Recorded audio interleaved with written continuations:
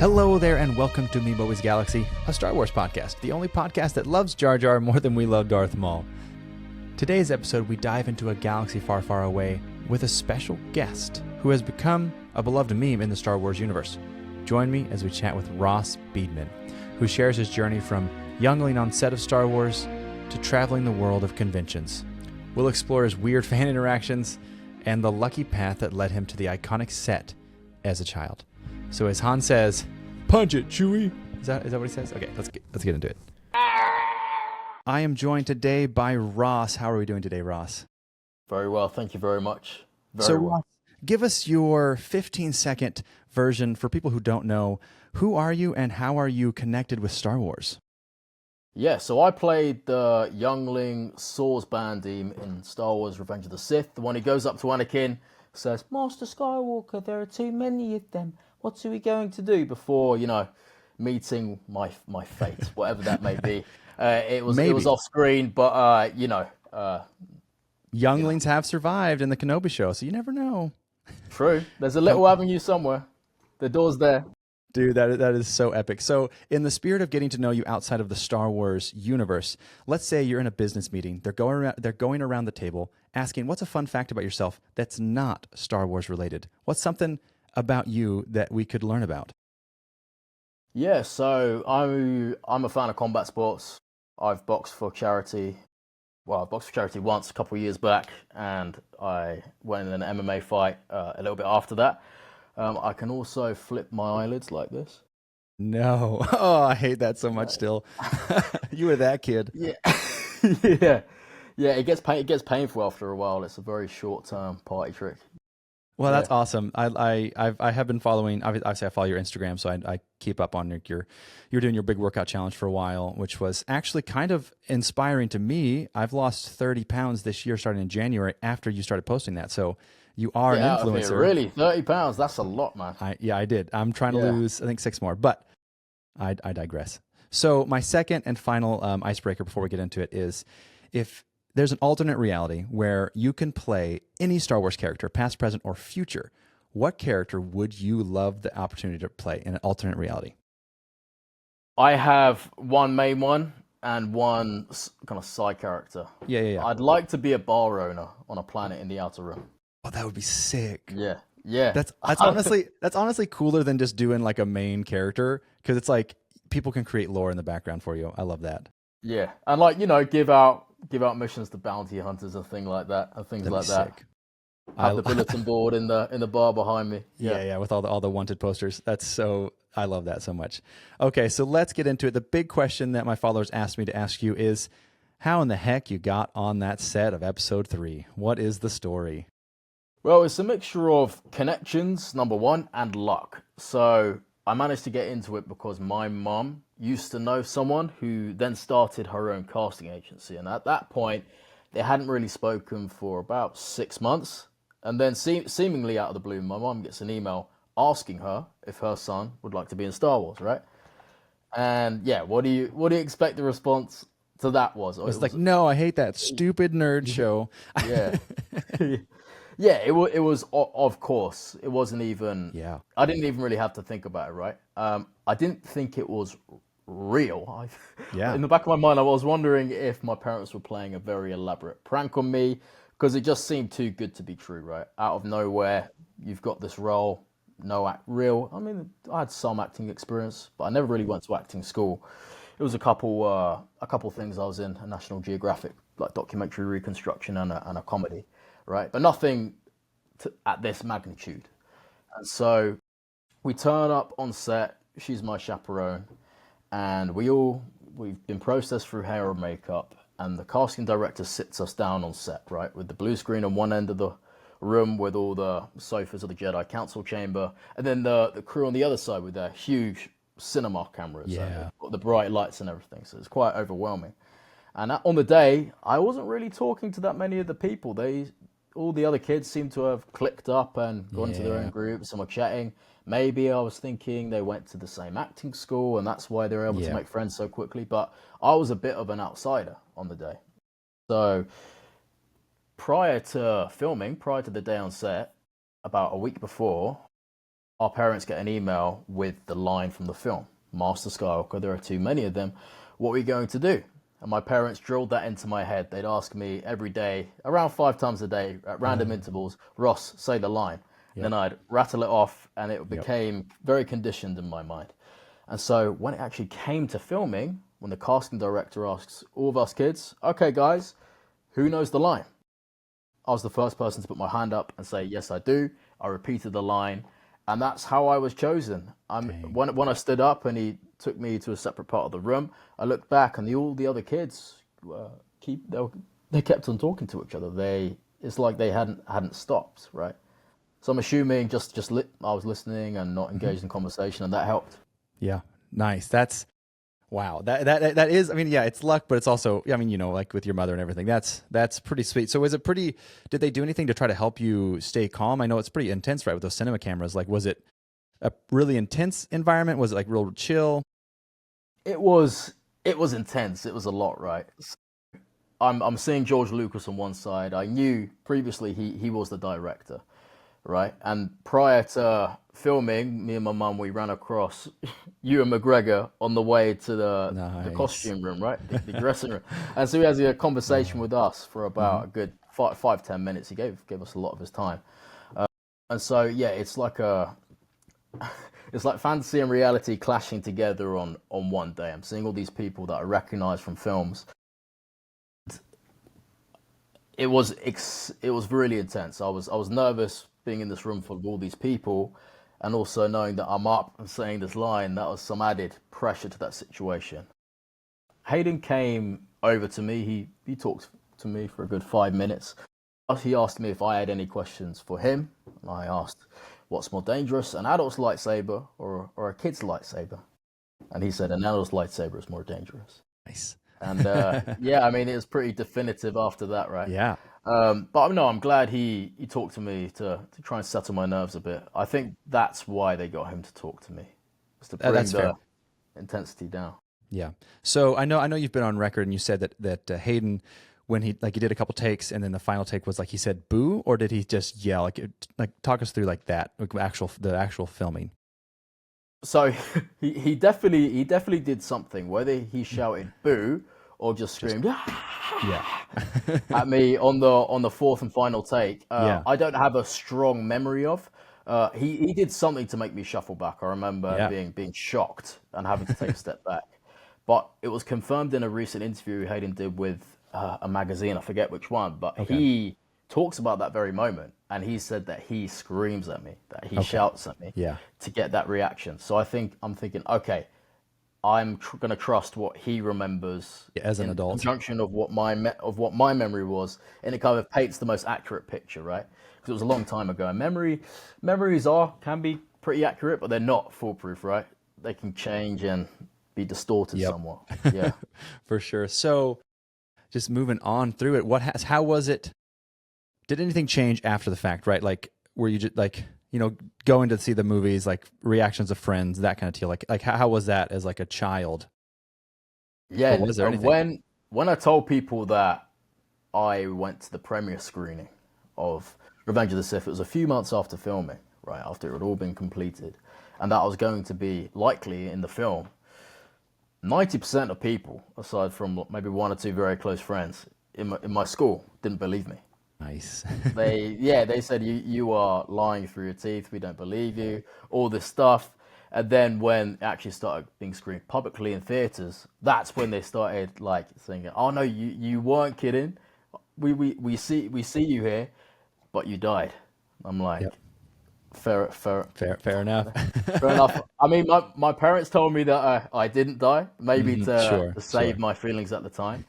But no, in the premiere screening, my parents like gave me the expectation that there's every possibility that you won't be in the film, just because you had you're filmed in this scene doesn't mean it's going to be in there. It might be Yep. cut. So Yep.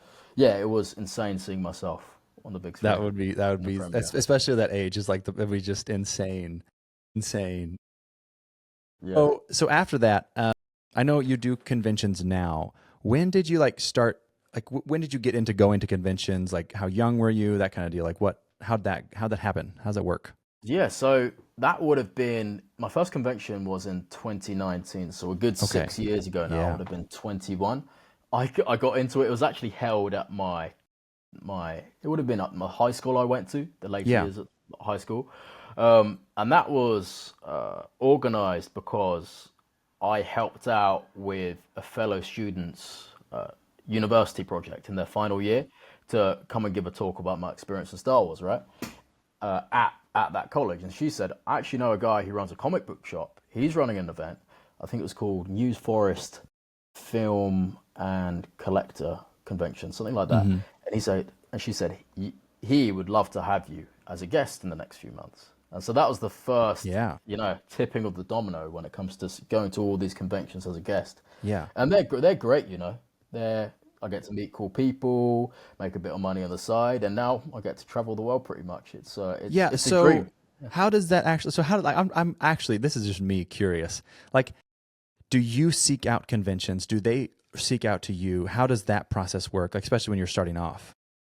So in the beginning, I had an agent who would try and source me for a few conventions, and for the first year, she managed to get me a good three events, which was good. And then it started to like trail off after that, my amount of appearances. So then I would be a bit more proactive when it comes to posting about my autographs Yeah. in like Facebook collectors groups, right? Yeah. And also, linked to my autograph website, which I sell my autographs from, and asking them, hey, if there's any convention you'd like me to go to, which one would it be, right? And they'll give their suggestions, and I'd reach out to a few organizers, and then whichever organizer will come back to me, we'd Yeah. Okay. figure out how we'd, do a deal and, figure out maybe a fee for the day, all the other Yeah. details, right? Yeah. But now most of them, it's just organizers coming to me Interesting. Okay, and cool. requesting me to attend their Nice. convention. So how many are you doing like now, like in a year? Are you doing like how many? So on average, I'd say I do two conventions abroad. Over the last 2 years, they've mainly been in the US, and I do about one in the UK a year. So three every year. Nice. This is completely not quite on topic. Do you have a day job? Yeah, I do. I do. It's my day job is content creator. Content creator. Yeah, so I work for a private tuition company. I create all their YouTube videos, Ah, TikToks, Instagram Reels, as part of their overall strategy to, get leads and customers and make sure the business is profitable. Yeah. nice. Yeah, that was just like it just came up because you're talking about doing this 3 times a year. I'm like, well, that's not. You can't support yourself over 3 conventions, probably. That's Yeah. that's Yeah, not making no. that kind of dough. Yeah, pickings would be if I was supporting myself on that, I'd be eating just pure cans of beans all Yep. day, every day. That's so funny. So you've been to quite a few conventions and you get to see a lot of nerds. Do you have any like weird interactions, like wild, not wild stories, but like, interesting interactions with some weirdos, if that makes sense? Yeah, I have one very memorable one, and I've Okay. got one which happens most commonly. The most Okay. common one, I'll start with that, Yeah. is where someone will have like a conversation with you, and it'll be fine at first, and then they'll linger there for maybe on max like an hour and a half, and when people come and buy your autographs, you sign it and you talk with them, and then they come in straight away after those people have gone, right? Um, which is which is not too bad, but I guess it can be somewhat annoying. I need to ask now because when we met, I did end up lingering around your table for a Uh, while and sitting there with you. Was I one of those people that lingers no, too long? no, that's different. That's different. Okay, fair enough, fair Yeah, enough.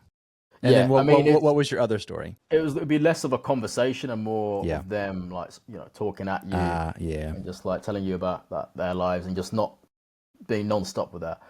But my most memorable one was at where we met at Alcon in Texas. Okay. There was this one guy who approached my table and he was carrying a doll in his right hand.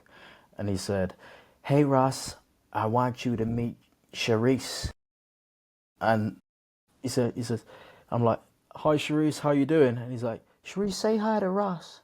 She goes, "Hi Ross, hi Ross." And he looks to me and he goes, "I take her everywhere with me.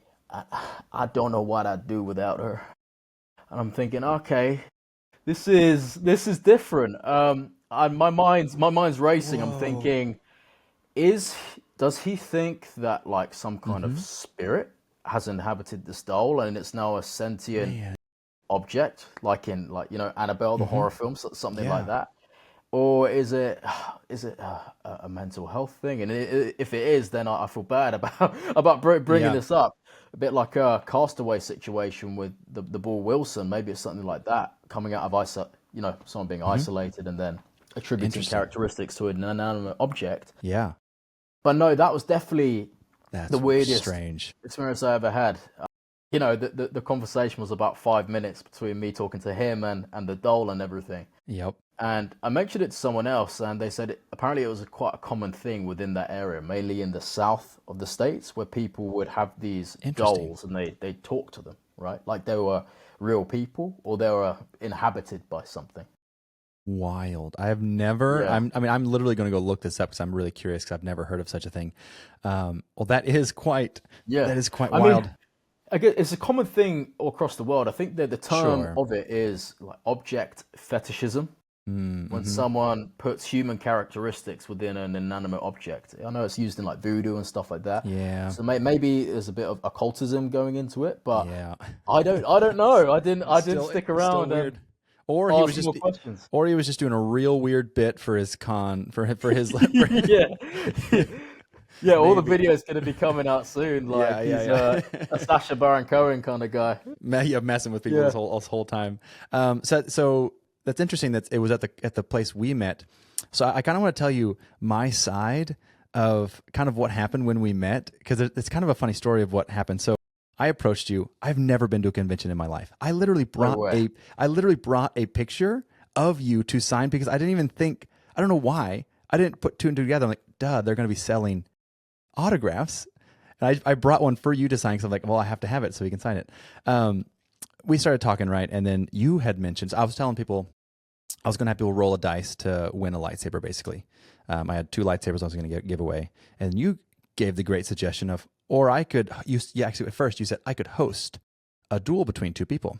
I'm like, well, if you're offering, dude, like, for sure. I then like scuttle off and like freak out for a little bit. And then you come back and you find me and you're like, hey, I should fight him and I should wear my GoPro. So now I'm going around, I'm asking people to join, right? Then you drop the devastating news to me.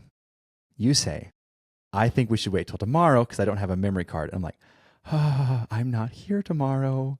Oh, So what I say, I lie to your face. I lie straight to your face. I say, you did? I say I have a spare memory card and memory card reader in my car. I run out to my car. I drive to Best Buy as fast as I can. I buy a memory card and a memory card reader, and I drive back as fast as I can. I'm like, I am not missing this opportunity. This Yeah. will happen. This is mission critical, right? I And I drove, remember yeah. having that brainwave of thinking about the idea. I thought, okay, I've got my GoPro with me. Mm-hmm. This guy Kent, right? He runs this like everyone Memeobi like Instagram account. He's doing a lightsaber giveaway, Mm-hmm. right? Combine the two together, right?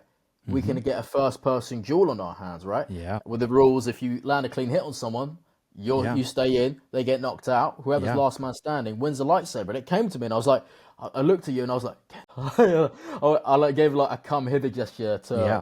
to my table, and it was just we hashed it out on the spot, right? All the logistics for filming, aside from the SD card, which I don't remember. Oh, by the way, we can't do this without this. Yep. And Yeah. I happen to have a GoPro mount, I think, for the chest as well. Yes. Like it was a whole. I don't know how I had it in my bag at the convention. I don't know I what mean, I what was are the doing. chances of that, right? It was kind Yeah. of wild. It was so much fun, and I very appreciative of it, and it was like awesome experience to get to do and hang out with you. Likewise. And No, I mean, yeah, no, it was great. It was great meeting you and everything, and that's why we're speaking today, right? Yeah. That one meeting at I the know. convention. There was, I forget her name. She was one of the actors that I think she was like. I don't think she was R2D2. She was an Ewok. She played Ewok. She was down the way. I forget her name. She was like, "Oh wait, this is your first convention? you act like you've been to tons of conventions. And my only thing is only just because like I was very nervous coming in, right? Like it was just a lot going on, and cons in general, right, are kind of overwhelming.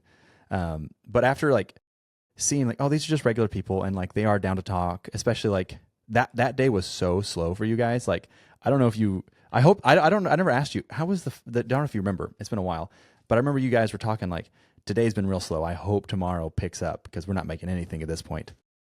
Do you remember if like the next day picked up at all? I know it's been forever, but Yeah, so I think if my memory serves me correctly, that it was a 4-day event. yes, The first day was busy, the second day busy but slightly less, and then the third day was dead. yeah, The fourth day was dead but less dead than the third yeah. day. Yeah. So overall, yeah, I'm happy with how I did personally. But yeah, no, it was the right day to do it. Yeah, and I think that was such a small convention, but it's a cool one, right? Because like it was neat to meet you guys. So it was you, it was the I forget David, I think he plays Wedge Antilles' voice, and then there was the two ladies. I think Susanna, is it Yes, Susanna Susanna plays yes. Jawa, and then Christine, I think Yes, she Christine. might be the R2D2. Yes, Um, because do you guys end up going? Because I know they were talking; those three were talking about how they've been to tons of conventions together, and like they've been in sketchy like hotels and stuff. Do you see very similar people at these conventions? no, so aside from David, is that David Ankrum, Yes. the voice of Wedge? I saw him at Rebel ScumCon in Texas 2 weeks ago. He's Yep. the only person I've seen twice Okay. at a convention. So for me, everyone's different every single time. I think the way Susanna and Christine do it is that they kind of operate as a package deal. They're good yeah. friends, and so they kind of package each other. Yeah, I mean, that would Yeah. be nice to get to go with a friend every time, not just be alone. for sure, for sure. I mean, I've had my fair share of hotel situations. I remember one having bed bugs. Oh, But aside yikes! from that, That's terrible. yeah, So after we started hanging out, and I got the opportunity. One of the other people had canceled for your reservation, and you guys invited me to come along to Benihana's, the place where they flip eggs and stuff. yeah, Um, yeah. was I the first one you ever took out to dinner from a con, like a fan? Yes, yes. And No, I never extended that invitation to anyone before. So man, Nice. It was man, my first time. I'm But hey, I like it was great because like we met on that day. We filmed this awesome bit of content, and we Yeah. get to do a bit of a debrief after that, right? Yeah. No, I will say, dude. I mean, I did regret I didn't take really any pictures. Like I was like, I should have took a picture with him or anything. I didn't take anything. I realized afterwards, but I was in my mind. I'm like, I want to be cool. I'm gonna be chill. Yeah. I'm not like a weirdo. But like, I'm not. But like, I didn't want to cross that line and make you feel like uncomfortable or anything. But yeah, no. Oh, I drove you guys in my rental Tesla. That's what it was. That was awesome. Yeah. I got randomly upgraded to a Tesla. Oh, that was so. Oh wait, in the end, Suzanne, she got us a discount on our meal. That Yeah. was the guy at the Benihana's, right? So people, if they're listening, the Benihana's, they like flip eggs and stuff. And the guy did it all, but he wasn't like engaged. And Susanna, she came, she's like, hey, I need to talk to your manager. And they're like, okay. And it was like super nonchalant. Like I'm like, honestly, it was cool to see someone ask for a manager in not an upset way, right? Like the internet always shows. But she's like, manager. They're like, yep, talk to him, done.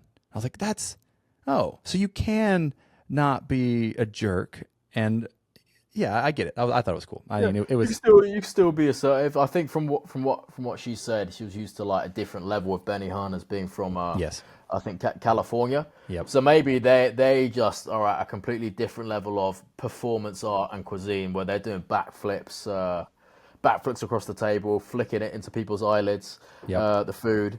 And yeah, I don't see how the guy personally could have like topped Sure. his own performance, but Yep. I'm sure that there's levels to this Benihana game, right?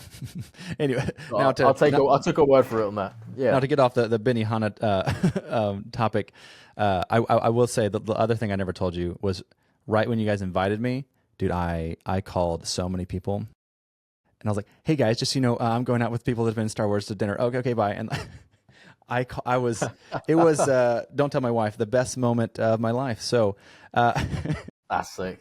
it was fun. It was fun to meet friends and just get to know people. I love meeting people, but I'm an introvert extrovert. Like I want to meet new people, but I'm terrified to get that first step.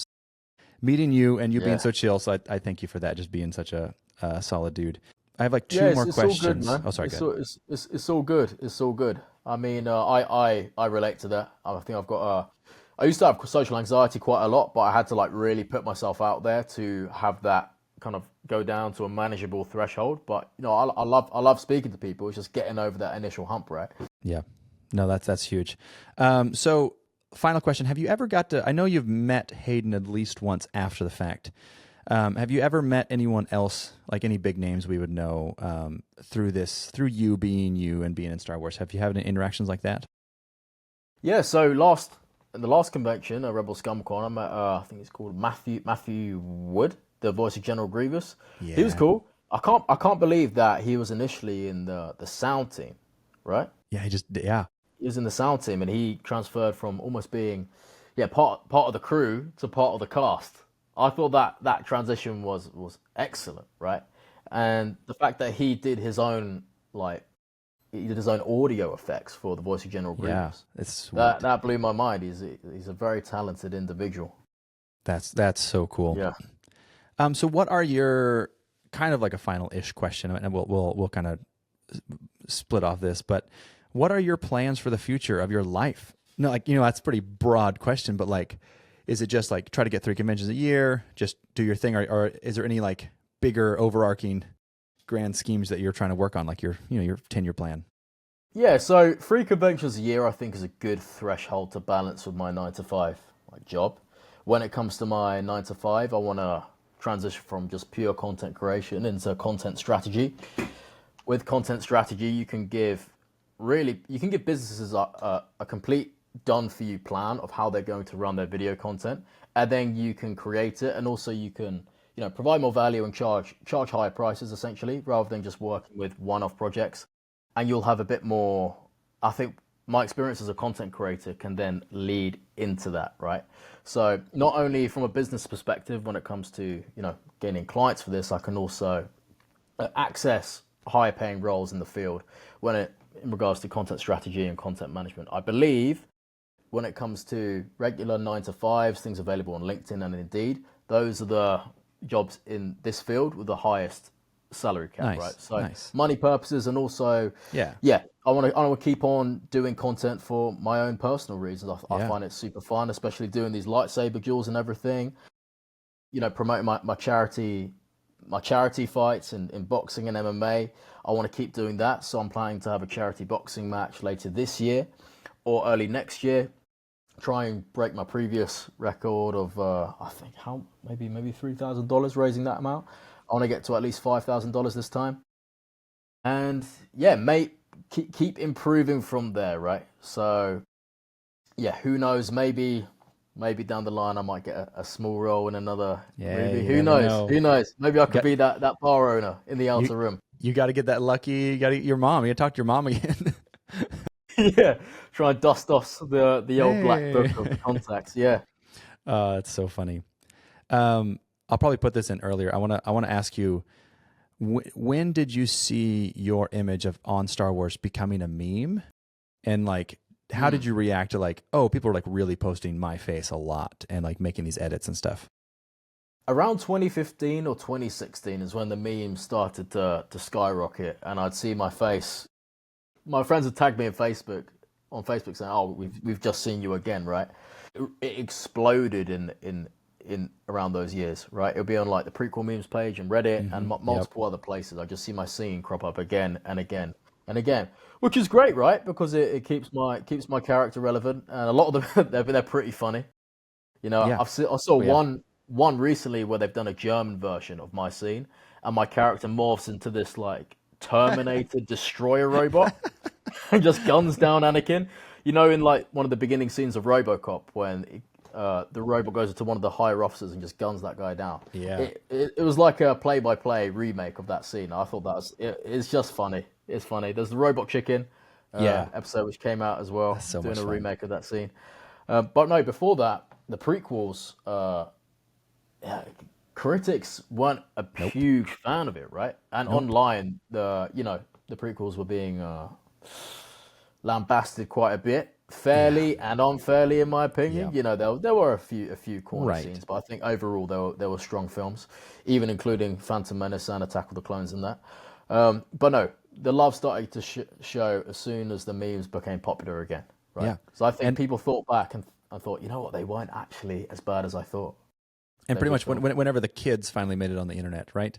Because like I was Yeah. born in '95, so like prequels they're like my Star Wars, quote unquote, right? Like it's the ones that I never had a problem with. Obviously, I have a 7-foot tall Jar Jar Binks statue. I have to like episode one. Who could have guessed? Yeah. I'm in the middle of moving, so that I just like made a little corner that would look good before I moved my Jar Jar Binks. I'm moving tomorrow, actually, but Yeah. so I I'm mean, glad- Jar Jar is making direct eye contact with the Isn't it camera. terrifying? That's why I I set it might up like as well, this. yeah. It's kind of ominous. I can't lie. I can see where the Darth Jar Jar I allegations know. came from. Well, hey, it's Darth Jar Jar. He's in the new show, the new Lego show. So it's a thing. I have the Yeah. minifigure, so it's legit. Yeah. But Ross, do you have anything else to tell the people of the world, all 5 of my listeners? Yeah, sure. So I was going to elaborate on when it comes to like funny fan interactions. Yes, I remember it just came to my mind. I just remembered one when I went to Mexico for JediCon. It would have been around a month ago. Okay. I made the rookie error of taking an Instagram story looking out of my hotel window, right?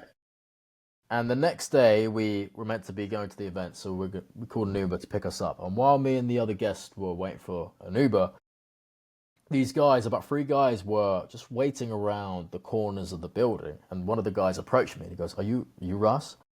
I go, "Yeah." He goes, "Okay, is it okay if we get a photo with you?" I'm like, "Okay, sure." So I did the photo, and then I Yeah. asked him, "How did you know where I was staying?" And he said, "Oh, we actually looked at your Instagram story. We've been following you for quite some time, and we found out due to the angle of the photo No way. what building you were in." And I was thinking, this is crazy. Oh no. This is insane. But it's true. People Yeah. are out there. People are like detectives, you know. Yeah, and sometimes it's fine, and it's like no big deal. They just found you to get a picture, but like Yeah, I which guess is fine. I mean, I got Yeah. off pretty likely considering the other circumstances which could happen. right. They could have figured out your hotel room at that rate, but like Yeah. yeah, because like I don't post like I'm not huge in my follow. I don't have like people that are trying to like contact me all the time, but like I don't ever show the front of my house. I don't show my street. Just in case. Like I have kids, man. You know, like I don't need I'm not like just in case someday I do get big and I have this old post like, oh, that shows exactly where you live. Like I really want to be careful with that. Internet, terrifying place. Yeah, no, I mean it's important to get these kind of operational procedures like ironed out, right? Yep. Except for Yeah. Instagram. Instagram just did a thing where you can now share your location with all your friends. So I warned a couple people that I was following, like, hey, just, I do know where your house is now. Not in an ominous way. I didn't like look at it, but like maybe you should turn this off. I don't know if you know that. Because like it like in messages you can just click it now and just be like show my location to everyone. Oh, so it'd be Terrifying. quite easy to accidentally click. Yeah, I think you had to click it twice, but if people forget, Yeah. I mean I haven't clicked it even once because I didn't want to even accidentally turn it on. So anyways, but stalkers. Yeah. Stalkers, they're insane, man. I mean, that's why I don't use Snapchat, among Yeah. other things. Is like the whole maps feature is it's insane in my It's opinion. fun when you're young and you just have your only friends, but like, who knows who else is going to get this information? And like, Exactly. as like a man, it's not as big of a deal. But like all these girls and stuff out there, like even like these small, like this is a side tangent. I was talking to some small Star Wars creators. She has like 1,000 followers and gets unsolicited photos a lot. And I'm like, what is going on? Like that's crazy to me that this is just happening with just all women. This just happens. Like what a it's so common. I guess if you're a woman or even a man and you have Sometimes, yeah. some kind of following and a pulse, Yep. you will get thirsty messages, right? Yeah. It will happen. I mean, I've had people offer to like, oh, by the way, you're a cute guy. Can I buy your socks? Oh man, Thinking sell like, them. no. I mean, money. whatever. Yes, good money, a potential infinite money glitch, but at the same time, I wouldn't want to look into the mirror after that, being like, I just sold my socks to some guy on the internet. I wouldn't be able to look at myself the same. No, for sure. Maybe if if I'm really struggling, Yeah, maybe really I'll fall on struggling. that. It'd have to be bad though. I mean, it'd have to be bad. Yeah. That's rough. That's so funny. All right, Ross, where can people find you on the internet? What's your handles? Instagram, last name, first name, Beadman Beadman Ross. That's the handle. Yeah. There it is. Follow me there. Message me. Don't ask for socks. Don't ask for And, socks, not yet. You'll be good. You'll be good. Yeah. All right, thank you, Ross. Thank you so much for joining us. We will talk to you later. Thank you for joining this episode. If you did enjoy, please consider giving us a rating on Spotify or Apple Music or wherever you might be listening to us. It helps more than you could ever know. Next episode, we're going to talk with Ethan all about Galaxy's Edge in Disney World and Disneyland. We're going to chat about their original plans, what they ended up making, and what they have planned for the future. So until next time, may the Force be with you.